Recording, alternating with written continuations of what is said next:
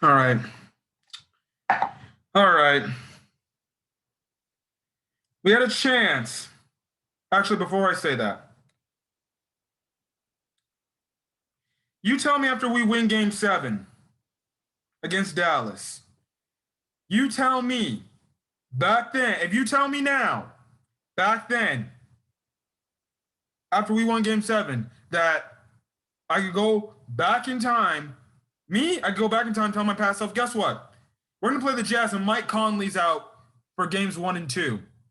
I would think, oh, we're going to win those games. And then I can just tell my past self, well, be prepared because you're going to lose those games in embarrassing fashion. I wouldn't believe it at that time. But then I look at this shit, and guess what?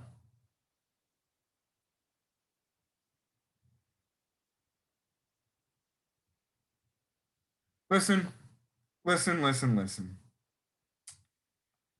Clippers had a shot late in the fourth quarter to win this game. And we couldn't take the lead. We couldn't expand the lead. Well, we did take the lead. We couldn't expand it because we kept missing 5 straight wide open threes. And the Jazz came down on the other end and they hit their timely baskets. Sometimes playoff basketball can be just about hitting timely baskets when you need them. Batum missed a wide open 3. Beverly missed a wide open 3. Lord have mercy, Marcus Morris Sr. had like 3 or 4 fucking looks from 3 and bricked them. This man, Marcus Morris, is a combined 1 of 14 from 3 in games 1 and 2 in this series. And he's getting paid how much? Oh, wait, 64 mil.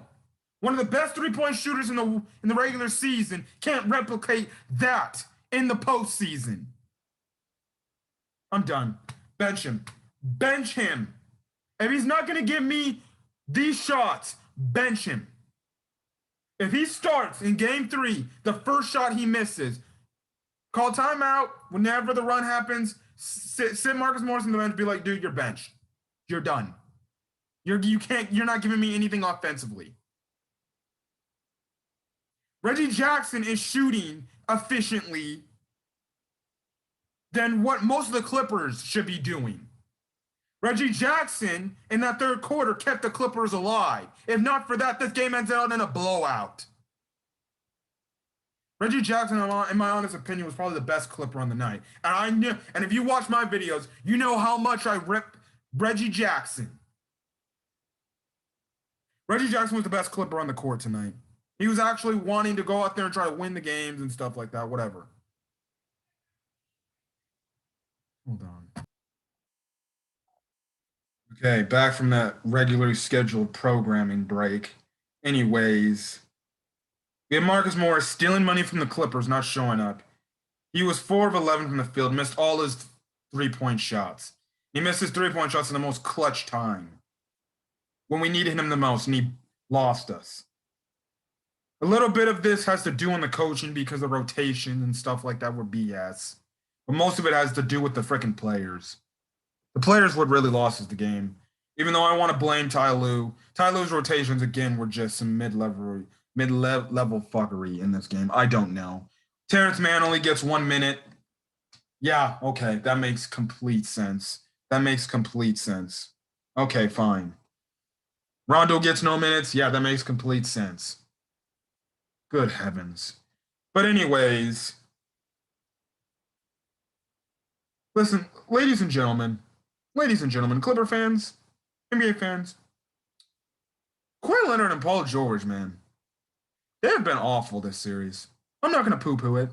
I'm not gonna baby them. I'm not gonna give out just participation trophies and say Kawhi Leonard gave me 21 points. Paul George gave me 27 points. They don't deserve that. They deserve the slander. I expect Paul George and Kawhi Leonard to be better. I expected them to be better in game 2. And if you ask me, they honestly played worse, in my opinion. Donovan Mitchell is doing his thing. He's carrying the Jazz. He's the guy that's leading by example. He's the guy that's going out there, hitting the shots, making them, and then having this team rally behind him. Kawhi Leonard and Paul George can't do that.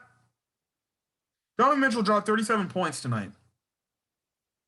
Kawhi Leonard and Paul George can't get to the same amount of points he does. They're very talented players, but Kawhi Leonard, 21 points?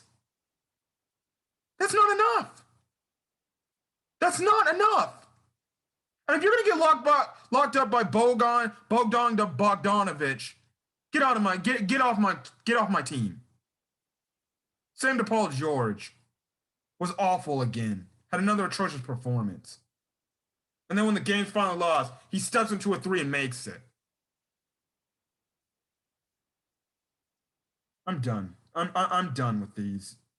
I'm done. These guys have to have above average performances, man. What I mean by that, Paul George and Kawhi Leonard both have to score 30 if they want to have a chance in this series. This isn't Dallas where one can go cold and one can go hot, and Kawhi Leonard and Paul George can barely get 20, and then they can get a fairly nice W. No, these guys have to drop 30, both of them, in order to have a chance to beat the Jazz. And not, they have to be efficient in hitting their shots, and they're not. Paul George, he's off. Kawhi Leonard, he's being too damn passive. You got Marcus Morris bricking shots.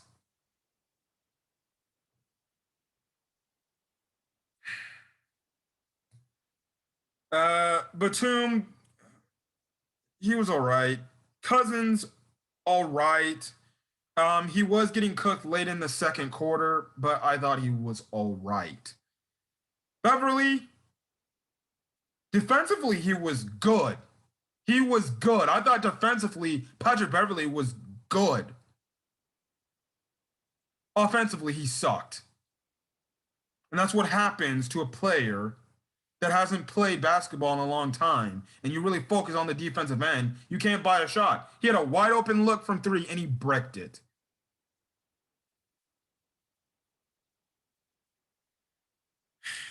Terrence Mann, he needs to get more minutes. I just don't know. I just don't know. Kennard, he only had 3 points, only had one shot attempted. And speaking back to our star players, they're not even attempting. Kawhi Leonard attempted 17 shots. Paul George attempted 18. Now let's go to Donovan Mitchell. Donovan Mitchell attempted 29 shots. That's what Paul George and Kawhi Leonard should be doing. But no, they're being too passive. Reggie Jackson was the third. Reggie Jackson was the leading scorer tonight. Kawhi Leonard and Paul George. If Reggie Jackson is the leading scorer, I have a problem.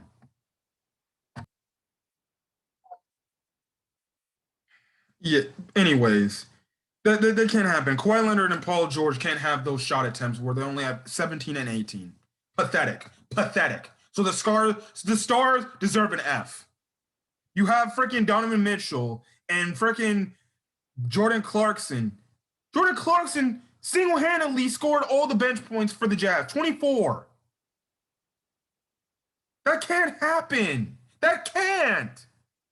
Donovan Mitchell, 37. Okay, fine. I see, and this is the thing that makes me even more upset. I'm thinking, okay, we're done playing Luka. The Donovan Mitchell's becoming much more of a problem now. If we somehow win this series, who's to say what happens in the Suns series? Devin Booker might go nuclear. Jeez, we were talking about wanting the freaking Trailblazers. Damian Lillard would have probably dropped 60 on us. I don't know what is wrong with the defense, man. I don't. Now, the defense went to a zone in the third quarter, and then it actually worked. Why we didn't stick with the zone, for crying out loud, no clue. But it clearly affected and clearly, stopped the Jazz. So maybe that's something you do early on in the game if things ain't working. If your man-on-man defense ain't working. Because clearly it affected the Jazz. The Clippers just flat out played awful. They had a chance to win this game, and they freaking blew it because guys are missing timely baskets. Marcus Morris cannot be missing baskets, and personally, if you ask me, Marcus Morris deserves to be benched for crying out loud. Terrence Mann needs more minutes, and yet look, credit to the Jazz, they did their jobs in holding home court and hit their timely shots. You credit to them. They were hitting some of the toughest shots I've seen in my life. They were hitting things off the backboard and stuff like that, contested jumpers. They're just hitting them. Clippers, they get wide open looks and they're breaking them. That can't happen, especially against the Jazz team that's going to actually do more damage than what the Dallas Mavericks did to you in the last round. That's all I got to say in terms of that. You know, the team just got to play better. They just got to play better. Now, Clippers are down 0-2 again.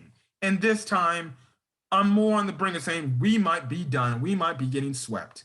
Unless we do what the Bucks did today and win a close game on our home court, which I wish we had a jam-packed house. Because if it wasn't for the dumb governor, we would have probably a packed house in Staples. But no, we can only allow 7,000 fans. Just go against the dang governor's word. Ballmer can pay whatever fine he can. Why doesn't Ballmer just call up Newsom, Governor Newsom for California, and just say, how about this? How about we move it up to game 3 and 4? We can have a full packed house, or at least more people in there, around 18,000 compared to 7,000. I think that would actually work. Anyways. But this time down 0-2, I feel like the Clippers are more done. They're definitely done if they lose game 3. And honestly, if I'm the Jazz, why play Conley? You got pretty convincing W's against the Clippers without him. Just sit him, and guess what? You can rest him before you potentially might end up getting to the Western Conference Finals.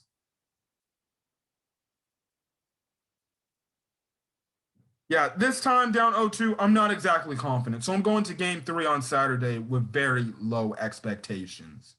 Cool. And when I mean very low expectations, I'm going to expect Kawhi Leonard and Paul George not to show up. Donovan Mitchell is playing like a guy, a superstar player that got bounced 3-1 in last year's playoffs and is looking to avenge that and looking to get to the promised land. The Clippers stars, they should be doing that, but they're not. The Clippers as a whole team should be doing that, but they're not. Listen, I just don't know. I just don't know. It's horrible. And if this trend continues, you might have to say adios to this era of Clippers basketball and just blow the damn team up. I know. Some guys might just have to go because this is just awful. Just awful. Unless the Clippers pull a miraculous come behind series thing like the damn